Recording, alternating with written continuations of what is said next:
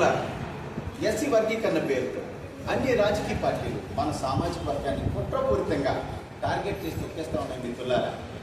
SC వర్గీకరణకు సంబంధించి supreme court తీర్పు ఇచ్చేసింది కదా. మరి అపూర్వ సహోదరులు రేవంత్ రెడ్డి, చంద్రబాబు చట్టాలు చేశారు కదా, చేయడానికి ఏమీ లేదు అని ముసుగు కూర్చుంటే మిత్రులారా, వాళ్ళకు నచ్చినటువంటి చట్టాలు దొంగ రాజకీయ నాయకులు చేస్తూనే ఉంటారు మిత్రులారా. వాళ్ళు చేసినటువంటి చట్టాలు ఏవి? They are not like inscriptions of అశోకుడి శిలాశాసనం అంటారు. అవేమి బైబిల్, భగవద్గీత, ఖురాన్ అంతకన్నా కాదు మిత్రులారా, మానవులు చేసినటువంటి దొంగ చట్టాలు. కాబట్టి ప్రజాస్వామ్యంలో పీపుల్ ఆర్ సుప్రీం ఇంటర్ శాంతియుతంగా ప్రజాస్వామ్యయుతంగా మనం పోరాటం చేస్తే ఎవరైనా సరే తోక ముడుచుకుని పోవాల్సిందే మిత్రులారా.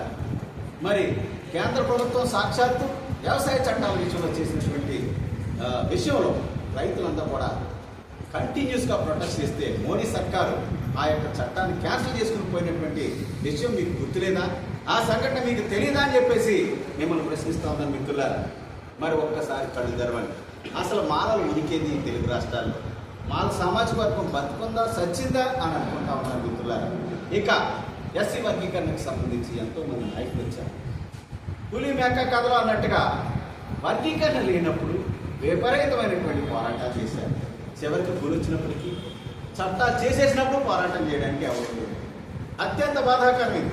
ఎందుకంటే చట్టాలు చేశారు కదని చేసేది ఏముందని అనుకుంటా ఉన్నారు. చంద్రబాబు, రేవంత్ రెడ్డి, మన మోడీ సాబ్ ఏమన్నా దేవుళ్ళ. అలాగే మరొక విషయం, రిజర్వేషన్ వల్ల ఎస్సీలో బెనిఫిట్ పొందేది 100లో అప్రాక్సిమేట్గా ఒకడు లేదా ఇద్దరే మిత్రులారా. అది కూడా they are not also official figures. ఎందుకంటే ఈ రాజకీయ నాయకులు రిజర్వేషన్ విషయంలో సరైనటువంటి డేటాని ప్రజలకు తెలియనివ్వరు. కాబట్టి నేను చెప్పొచ్చేది ఏంటంటే 100లో అప్రాక్సిమేట్గా చెప్తున్నా, ఇది కూడా అఫీషియల్ డేటా. 100లో ఒకరికే ఇద్దరు పెంచేటటువంటి బెనిఫిట్స్ని మన తెలుగు రాష్ట్రాల ముఖ్యమంత్రులు అపూర్వ సహోదరులు చంద్రబాబు నాయుడు, రేవంత్ రెడ్డి ఎలాగ 59 ఎస్సీ కులాలకు తెలుగు రాష్ట్రాల్లో ఉన్నటువంటి ఎస్సీ కులాలకు సంబంధం అవుతారు. మోడీ గారికి అదే అడుగుతున్నాను నేను. దేశవ్యాప్తంగా ఎస్సీలో 1108 ఎస్సీ కులాలు ఉన్నాయి. ఈ 100లో ఇద్దరికి ఇచ్చేటటువంటి ఈ 2 సీట్లని సమంగా ఎలా వచ్చారు? इस अवसर पर मोदी जी से मैं एक बताना चाहता हूँ. ఈ సందర్భంగా మోడీ గారికి నేను మాట చెప్తాను.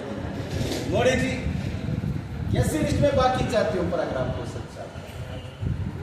आपको सच्चा दोस्ती हो और प्रेम है, आरक्षण 10% और बढ़ाकर बाकी जातियों को देना चाहिए. मोदी जी आप कर सकते हैं, काम करें, लेकिन दलित जाति विभजित ना करें. मोदी जी మీకు చేతనైతే ఈ 100లో ఇద్దరికి ఇచ్చే సీట్లు 10 పెంచి అందరికీ ఇవ్వండి, అందరికీ న్యాయం చేయండి.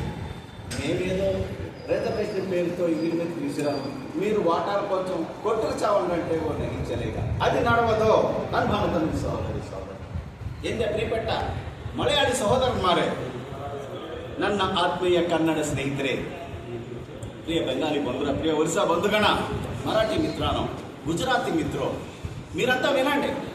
ఇది దేశవ్యాప్తంగా ఎస్సీ आरक्षण वर्गीकरण भारत के इतिहास में दलित एकता पर सबसे बड़ा राष्ट्रव्यापी राजनीतिक षड्यंत्र है भाई बहनों. इसे रद्द किया जाना है, रद्द करना है. लेकिन मित्रों, हम इस देश में हमारा अस्तित्व खो देंगे भाई बहनों. इस पर हम सभी को मिलकर लगातार लड़ाई करनी चाहिए भाई बहनों. डेमोक्रेटिक प्रोटेस्ट చేయాలి మనం. అంతా అయిపోయింది కదా, ముడుచుకు కూర్చుంటే మనల్ని బతకలేవు. ఇక దళితుల్ని, మాదిగలని, మాలలని, లేకపోతే దళిత హిందువులని, దళిత క్రైస్తవులని, మొత్తానికి దళిత జాతి ఉనికిని ఈ దేశంలో లేకుండా చేస్తూ ఉన్నారు. కాబట్టి మీరంతా కూడా ఒక్కసారి ఈ విషయంపై సీరియస్గా ఆలోచించాలని చెప్పేసి మీకు అందరికీ విజ్ఞప్తి చేస్తా ఉన్నాను మిత్రులారా. అసలు ఇదంతా కుట్ర. చంద్రబాబు నాయుడు, రేవంత్ రెడ్డి, మన పవన్ కళ్యాణ్, అలాగే మన జగన్మోహన్ రెడ్డి, దళితుల మేనమామ, వీళ్ళందరూ కూడా ఇది అన్యాయం అని చెప్పేసి దీంట్లో వాస్తవం ఎంత ఉందో ఇంతవరకు తెలుసుకోకుండా ఒక్కరు కూడా బ్లాకెట్ సపోర్ట్ ఇస్తూ ఉన్నారు. మాల మహానాడు తరఫున అన్ని రాజకీయ పార్టీలు కూడా శ్రద్ధాంజలి కట్టేస్తా ఉన్నారు. రాబోయే రోజుల్లో చాలా తీవ్రంగా ఉంటుందని చెప్పేసి సందర్భంగా తెలియజేస్తున్నాను మిత్రులారు. అలాగే పిఠాపురం మరి నా సొంత ప్లేస్ కాబట్టి గత 30 సంవత్సరాలుగా ఏ ఉద్యమాన్ని మరి మొదలుపెట్టినప్పటికీ పిఠాపురం నిలిచేస్తా మరి మొదలు పెడతా ఉన్నాం. ఈస్ట్ సెంటిమెంట్ ఒకటే. అలాగే మరి 30 సంవత్సరాలుగా కంటిన్యూస్గా ఎక్కడి నుంచే జరుగుతుంది కాబట్టి ఇది మిత్రులారా దేశవ్యాప్త ఉద్యమం. It is not confined to the one state of hours are others. మనకి కానీ మిగతా రాష్ట్రాలకు జస్ట్ ఒక రాష్ట్రానికి సంబంధించినటువంటి పోరాటం కాదు మిత్రులారా. కేవలం తెలుగు రాష్ట్రాలకు సంబంధించినటువంటి అంశం కాదు మిత్రులారా, దేశం మొత్తం పోరాటం ఇది. ఏదో పిఠాపురంలో చేసాం లేకపోతే కాకినాడలో చేసామంటే కుదరదు. అన్ని రాష్ట్రాల్లో కూడా పోరాటాన్ని కొనసాగించిపోతున్నాం.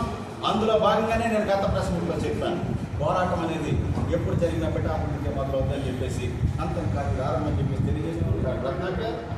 నేషనల్ మిషన్ ఫర్ వాట్సాప్ మార్మా. ఓకే, ఎనీథింగ్ రిజర్వేషన్ సుప్రీంకోర్టులో అయిపోయింది కదా సార్, ఈ పోరాటం దేని కొరకు అంటే ఇప్పటి వరకు మీరు చాలా రాష్ట్రాల్లో ప్రెస్ మీట్ నిర్వహించారు, గతంలో కూడా ఇక్కడే నిర్వహించారు. మీరు సాధించే పురోగతి ఏంటి? మీకు మాల మహానాడు లేదా ఇతర మాల సామాజిక వర్గాలు ఏ రకంగా మీకు సపోర్ట్ పడుతున్నారు? ఇప్పుడు ఇక్కడ ఎస్సీ రిజర్వేషన్ అనేది ఏదైతే ఉందో మాల సామాజిక వర్గానికి సంబంధించి నేను ప్రతి గ్రామానికి తిరుగుతున్నాను. అది కూడా మీరు చూసుకుంటారు. దాదాపు 4,000 గ్రామాలు, ప్రతి గ్రామంలో ఒక అవేర్నెస్ ప్రోగ్రామ్స్ లాగా అవేర్నెస్ కూడా 100 మందిని గ్యాదర్ చేసి అసలు రిజర్వేషన్ అంటే ఏంటి, ఏం జరుగుతుందో వాళ్ళని చెప్పి వాళ్ళని అడిగితే వాళ్ళకి ఏంటి 99% ఆఫ్ ఈ మాల పాపులేషన్కి ఎస్సీ వర్గీకరణ అంటే ఏంటి, రిజర్వేషన్ అంటే ఏంటో తెలియదు. First point. రెండోది ఏంటంటే సుప్రీంకోర్టు తీర్పు ఇచ్చింది కదా, అంతా అయిపోయింది. సుప్రీంకోర్టు తీర్పు మనం గౌరవిస్తాం. సుప్రీంకోర్టు తీర్పు టైం టు టైం ఒకసారి ఒక తీర్పు ఇస్తూ ఉంటుంది. తర్వాత ఆ తీర్పుని కాలానుగుణంగా పరిస్థితిని బట్టి మార్చుకుంటారు. ఇక్కడ చూడండి, పల్లవరాజు గారు అడిగినట్టుగా 2004లో సుప్రీంకోర్టు ఎస్సీ వర్గీకరణ కుదరదు, it is violation of the constitution, not permission of the constitution of India. భారత రాజ్యాంగం ప్రకారం ఎస్సీ వర్గీకరణ కుదరదు అని 5 జడ్జిలు పెంచి కొట్టేసింది. అదే సుప్రీంకోర్టు 20 సంవత్సరాల తర్వాత 7 జడ్జెస్ నుంచి వచ్చి supreme court sub classification is permission of the constitution of India, it's not the violation of constitution of India అని చెప్పింది. తీర్పులు మారుతూ ఉంటాయి, ప్రజల యొక్క ప్రొటెస్ట్ని, డెమోక్రటిక్ వే ఆఫ్ ప్రొటెస్ట్ని బట్టి మారుతూ ఉంటాయి. సుప్రీంకోర్టు తీర్పు ఇచ్చింది కదా, అంతా అయిపోయింది అనేది తప్పు. ఇక చంద్రబాబు నాయుడు, రేవంత్ రెడ్డి చట్టాలు చేశారు కదా, అంతా అయిపోయింది కదా అని వచ్చి కూర్చోవడం తప్పు. ఎందుకంటే వ్యవసాయ చట్టాల విషయంలో సాక్షాత్తు పార్లమెంట్లో చట్టాలు చేశారు, రైతులకు అది నచ్చలేదు, ప్రజాస్వామ్యంగా పోరాటం చేశారు, ఆ చట్టాన్ని వెనక్కి తీసుకున్నారు. నేను చెప్తున్నాను, ఈ దొంగ చట్టాన్ని వెనక్కి తీసుకునేంత వరకు కూడా, పార్లమెంట్లో అమెండ్మెంట్ చేసేంత వరకు కూడా ఈ పోరాటం నిరంతరం కంటిన్యూస్గా జరుగుతుంది. దానికోసం ప్రజలందరినీ కూడా అప్రమత్తం చేయాలి అనేటువంటి ఉద్దేశంతోనే ఇది జరుగుతూ ఉంది. ఇంకా పర్వాలేదు చెప్పినట్టుగా ఈ ప్రెస్ మీట్లు ఏంటని అంటూ ఉన్నారు, అసలు జనాలకి ఏం తెలియదు. అలాగే మిగతా సామాజిక వర్గం ఏమనుకుంటుందంటే ఎస్సీలో 100లో ఎంతకి ఇచ్చే రిజర్వేషన్ మొత్తం మాలలే కూడా వేస్తున్నారు కదా, మిగతా 59 కులాలకి దేశవ్యాప్తంగా మిగతా 1108 కులాలకి ఏం లేదు కదా, అయ్యో పాపం దొబ్బేస్తున్నారేమో అని ఒక భ్రమలో ఉంది సమాజం. అసలు నిజం తెలిసినటువంటి వ్యక్తిగా, ఒక రీసెర్చర్గా, ఈ యొక్క వ్యవహారంలో 35 సంవత్సరాలకు ఉన్న వ్యక్తిగా నిజాలు ప్రజలకు తెలియాలి. సమాజంలో మానవ దొంగోళ్ళు రిజర్వేషన్ అంతా కొట్టేస్తున్నారు అనేటటువంటి ఏ నానుడైతే ఉందో ఇది కాదు, నిజం ఇదని తెలియజెప్పేటటువంటి కార్యక్రమంలో భాగంగానే ఈ 5 రాష్ట్రాలు దేశమంతా తిరుగుతున్నాం. గతంలో ఎన్నో సంఘటనల్లో పోరాటాలు విజయవంతం చేశారు కదా, కీలకమైన రిజర్వేషన్ అంశంలో మీరు వెనకబడినట్టు కనబడుతుంది. కీలకమైన రిజర్వేషన్ అంశంలో మీరు ఈ పోరాటంలో ఎందుకో వెనుకబడినట్టు కనిపిస్తుంది. అది పోరాటం అంటే గతంలో ఎప్పుడు పోరాటం చేయడానికి అసలు ఎస్సీ వర్గీకరణ లేదు. 2004లో ఎస్సీ వర్గీకరణ చదవని కొట్టేసింది. ఆ పరిస్థితిలో మా ఎంఆర్పిఎస్ సోదరులు వర్గీకరణ చేయమని మాల మహానాడు నుంచి కుదరదని లేని దాని గురించి పోరాటం చేశారు. అర్థమైంది ఎలా ఉందంటే, ఎవరో కళలో కనిపించి వాడే నా ఆరాధ్య దైవం అన్నట్టుగా అసలు ఇష్యూ లేనప్పుడు ఎంఆర్పిఎస్ సోదరులు ఉద్యమం వర్గీకరణ చేయమని వాళ్ళు పోరాటం చేస్తారు. వాళ్ళకి ఒక లైన్ ఉంది, కుదరదని వీళ్ళు. అసలు అప్పుడు వర్గీకరణ అంశం అనేదే లేదు, ప్రాక్టికల్గా అమల్లో లేదు. ఇప్పుడు నిజంగా వర్గీకరణ చేశారు చంద్రబాబు నాయుడు, రేవంత్ రెడ్డి, చట్టం అమల్లో ఉంది. దీని మీద కదా పోరాటం చేయాలి.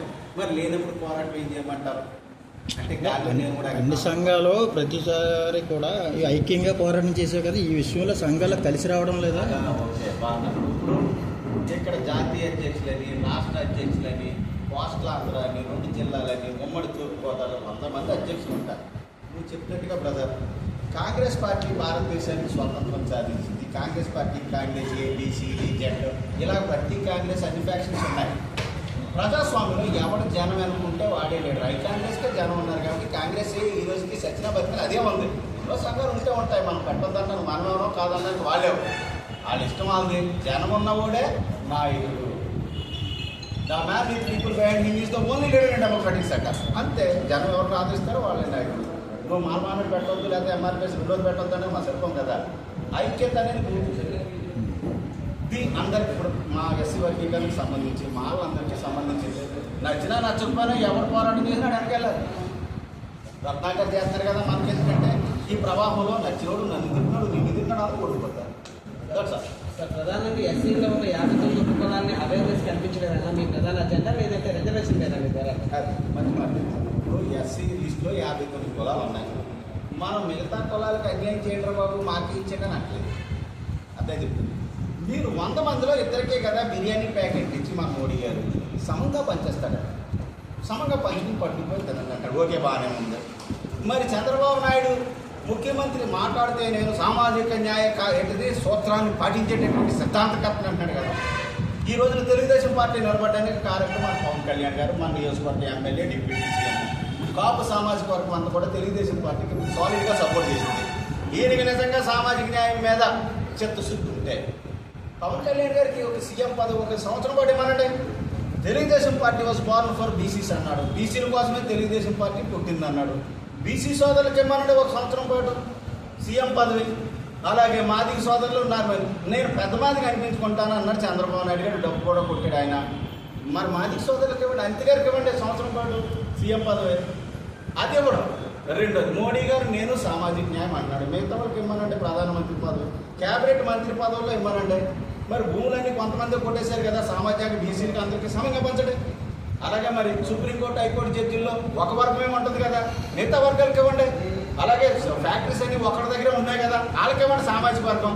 మేము పనికి మనోడు కాబట్టి, మేము వీకెస్ట్ పీపుల్ కాబట్టి సొసైటీలో మాకు ఇచ్చే 2 బిర్యానీ ప్యాకెట్లోనే సామాజిక న్యాయం చేస్తానంటారు ఏంటి? ఇది నా ప్రశ్న పల్లంరాజు గారికి. చెప్పండి, సామాజిక న్యాయం అన్నింటికి వద్దా? మాకు ఇచ్చేదే సామాజిక న్యాయమా? ఇదేనా సామాజిక న్యాయానికి డెఫినేషన్? చంద్రబాబు గారిని మరి పవన్ కళ్యాణ్ గారి యొక్క నియోజకవర్గ వేదిక అడుగుతున్నాను. What is the definition of social justice? చెప్పమనండి. చంద్రబాబు నాయుడు గారు నీళ్ళకి అందెంగిలం గట్స్ ఉండెంగిలి సామాజిక న్యాయమైన వర్గాలు ఎందాలి చెప్పండి ఒకసారి మీకేంటో. మీరు 40 years ఇండస్ట్రీ అంటున్నారు కదా, చంద్రబాబు నాయుడు గారితో పాటు నేను కూడా దరిదాపుగా 90 నుంచి ఆయనతో జర్నీ చేశాను. నేను కూడా దరిదాపు 30 years ఇండస్ట్రీనే. చెప్పండి what is the meaning of social justice? అంటే మానవుడికి మాదిగలు కొడుకుతా ఉంటారా, మేము దోషులు పోతామన్నా? అంతేనా సోషల్ జస్టిస్ అంటే? చెప్పండి, మోడీ గారికి అదే చెప్తున్నాం కదా. చెప్పానండి, ఏమీ మాట్లాడరు.